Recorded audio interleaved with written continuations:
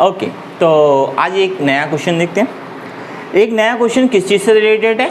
नया question related है 5.1, 5.2, 5.3 और 5.4। यानी कि ये नया क्वेश्चन 5.1, 5.2 और 5.3 और 5.4 में से हो सकता है। तो मेरे प्यारे स्टूडेंटों, मुझे बताओ ये 5.2 का कौन सा क्वेश्चन है? Question number 18। आगे 5.1, 5.2, question number 18 most important question जिसका बार बार रिपीटेशन एनसीईआरटी की बुक से हुआ है आपके एग्जाम्स में। आखिरी के 3 साल में इसका रिपीटेशन हमको बहुत ज़्यादा देखने को मिला है। क्वेश्चन लॉन्ग है और जब भी लॉन्ग क्वेश्चन होता है तो वो लॉन्ग नंबर्स में आएगा। समझते हैं आप इस बात को? लॉन्ग क्वेश्चन है तो लॉन्ग नंबर्स में से आएगा। ओके, तो स्टार्ट करते हैं। The sum of 4th and 8th term. भैया बोलता है 4th टर्म और 8th टर्म का जो सम है दोनों को जोड़ने के बाद 24 होना चाहिए। ठीक है, आगे बोलता है and the sum of 6 terms and 10 term is 44। यानी कि हमको इन टर्म्स के क्या करना है? इन टर्म्स का हमें क्या करना है? सम करना है, यानी कि हमें जोड़ना है। टर्म्स दी नहीं है, जोड़ेंगे किसको? सारी प्रॉब्लम्स हैं। तो याद करो बच्चों, इससे पहले जो लेक्चर आया था उस लेक्चर में मैंने आपको बताया था कि टर्म कैसे निकालते हैं। तो टर्म निकालने का फॉर्मूला होता है a प्लस n-1 और d। हम बार बार इसमें एक ही फॉर्मूला यूज करेंगे, a प्लस n-1 और d।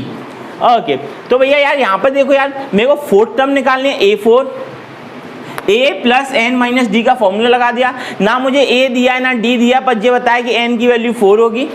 ना मुझे a दिया है ना d दिया, पर ये पता है कि n की वैल्यू 4 होगी, क्योंकि चौथा टर्म्स निकालना है, 4th टर्म निकालना है। जब मैं 4-1 करूँगा तो 3d हो जाएगा। ऐसे 8 टर्म करूँगा तो फिर से -1 करूँगा तो 7d हो जाएगा। ऐसे अगर 6 टर्म निकालना है तो माइनस करूँगा तो 5d हो जाएगा। ऐसे अगर 10 टर्म निकालना है तो माइनस करूँगा तो क्या हो जाएगा? 10-1 कर दूंगा तो 9d हो जाएगा। आप इतनी बात को अच्छे से समझते हैं? अगर आप इस तरीके से करेंगे तो इतना हो जाएगा। अब इस क्वेश्चन में मैंने क्या क्या निकाल लिया है? 4th टर्म निकाले, 8 टर्म निकाल लिया है, 6 टर्म निकाल लिया और 10 टर्म निकाल लिया। अब हम चलेंगे अकॉर्डिंग टू क्वेश्चन। क्वेश्चन क्या कहता है? 4th टर्म और 8 टर्म को हमें क्या करना है? ऐड करना है। और दूसरी इक्वेशन कहाँ से बनाएंगे? हम दूसरी इक्वेशन निकालेंगे 6 टर्म्स और 10 टर्म्स को ऐड कर कर निकालेंगे। तो चलते हैं हम इसको किस तरीके से ऐड करेंगे। ओके, टॉपिक स्टार्ट हो गया। टॉपिक के बारे में हम लोग देखो यार, इसका पार्ट सेकंड जो मैंने इतना सारा लिख दिया है उसके बारे में चलते हैं। स्टार्ट करते हैं from the according to question. Question क्या कहता था? क्वेश्चन कहता है 4th एंड 8th टर्म का जो सम होगा वो 24 होगा। तो बच्चा अच्छा जानता है, क्वेश्चन में लिख के दिया है चौथे और 8वें टर्म को जोड़ने के बाद 24 होगा। तो भैया चौथा और 8वां टर्म, 4th टर्म आपने निकाला था a प्लस 3d, 8वां टर्म आपने निकाला a प्लस 7d, इक्वल कितने के? 24 के इक्वल है। तो a और a ऐड हो जाएगा तो कितना हो जाएगा? a और a ऐड हो जाएगा तो कितना हो जाएगा? 2a हो जाएगा। और 3d और 7d मिलकर कितना हो जाएगा? 10d हो जाएगा। सबको अब मैंने यहाँ पे क्या दिया? यहाँ पे डिवाइड दे दिया। कितने से डिवाइड दे दिया इक्वेशन में? 2 से डिवाइड दे दिया। 2 से डिवाइड दोगे तो a बचेगा, 2 से डिवाइड दोगे तो d बचेगा। तो a plus 5d equal to 12 हो गया। यहाँ पर मैं अगली कंडीशन पे गया। नेक्स्ट कंडीशन क्या कहता था? नेक्स्ट कंडीशन कहता है 6 एंड 10 टर्म को ऐड कर दो। तो 6 टर्म को ऐड करूंगा a प्लस 5d, 10 टर्म को ऐड कर दूंगा तो a plus 9d equal to 44, 2a plus 4d equal to 44, a plus 7d equal to 22। अब मैंने आपको 2 इक्वेशन दे रखी हैं। ये 2 इक्वेशन देने का मतलब क्या है? इन 2 इक्वेशन से आपको a और d की वैल्यू फाइंड आउट करनी है। ये 2 इक्वेशन जो दे रखी है उनसे आपको क्या करना है? a और d की वैल्यू फाइंड आउट करनी है। अब सर कौन सी 2 इक्वेशन दे रखी हैं उनके लिए बात कर लेते हैं।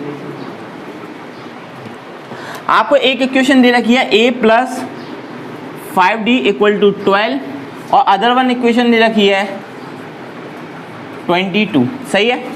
तो बेटा यहाँ से हम लोग क्वेश्चन को कैसे सॉल्व करेंगे ये बताओगे मेरे प्यारे स्टूडेंटों? जल्दी से बताओ ऐसा कौन सा एलिमिनेशन मेथड को हम लोग यूज कर सकते हैं। बहुत बढ़िया। तो एलिमिनेशन मेथड कैसे यूज करते हैं? जो साइन है उनको चेंज कर देते हैं। a से a को कैंसिल कर दिया। यहाँ पर देखो, यहाँ पर माइनस का क्या बचेगा? 2d बचेगा और यहाँ पर क्या बचेगा? माइनस का 10 बचेगा। बच्चा जानता है माइनस माइनस आपस में एक दूसरे को काट देते हैं। दुश्मन आपस में मर जाएंगे तो अपन को टेंशन नहीं होगी। सारे दुश्मन आपस में मर जाएं, लड़ लड़ा के अपन ही अपन बचेंगे। ओके, तो भैया 2 से इसको डिवाइड दे दिया तो d की वैल्यू कितनी आ गई? अब इस d की वैल्यू का क्या कर लूँ? ये काय के लिए निकालिए, क्या कर लूँ इस d की वैल्यू का?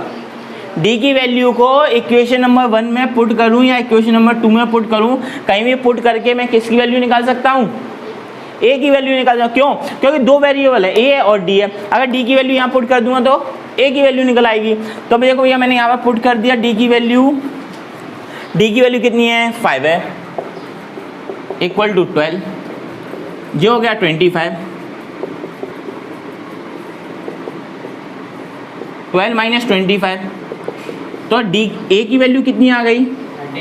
ए की वैल्यू आ गई 13। तो किताबों में इस चीज़ को प्रॉपर्ली नहीं दिया जाता, नहीं समझाया जाता, पर अगर आप मेरी क्लासेस में आएंगे, मेरी ऑनलाइन क्लासेस को लेंगे या ऑफलाइन क्लासेस को लेंगे, तो आप लोगों को एक एक चीज़, एलिमिनेशन मेथड वगैरह सारी चीज़ें प्रॉपर तरीके से सिखाई जाएंगी। ओके, तो क्लासेस को आप ले सकते हैं, ग्वालियर में ये क्लासेस चलती हैं और छोटे से कमरे में हम लोग पढ़ाते हैं, केवल गिने चुने बच्चों को पढ़ाते हैं। तो जल्द से जल्द आप लोग मुझे कॉल कीजिए और जल्द से जल्द बैचेस को लीजिए। बिल्कुल पब्लिसिटी करना तो बनता ही है ना। ओके, तो यहाँ तक हम लोगों ने कर लिया था। ए और डी की वैल्यू हमने निकाल ली है। ए की वैल्यू बेटा कितनी निकाली हुई है, जल्दी से बताओ। ए की वैल्यू माइनस का 13 और डी की वैल्यू 5। तो इन दोनों का यूज करके जो हमको फाइंड करना है, the first 3 terms of AP हम फाइंड आउट कर सकते हैं। तो पहला तो टर्म मुझे पता ही है, जो ए की वैल्यू होती है वही मेरा फर्स्ट टर्म होता है। तो ए की वैल्यू कितनी होगी? माइनस का 13। सेकंड टर्म क्या है? सेकंड टर्म है माइनस का 13 प्लस डी। तो माइनस का 13 प्लस डी, डी की वैल्यू कितनी है? 5। तो माइनस का 13 में से प्लस 5 कर दोगे तो यानी कि आंसर माइनस का 8 बचेगा कि नहीं बचेगा? बिल्कुल बचेगा। ऐसे ही थर्ड टर्म निकालना है तो माइनस का 8 और प्लस डी। तो माइनस का 8 और प्लस डी किया तो डी की वैल्यू 5 है, तो इसका आंसर कितना हो जाएगा? माइनस का 3। मुझे 3 टर्म्स निकालने थे, तीनों के तीनों टर्म मुझे पता चल गए।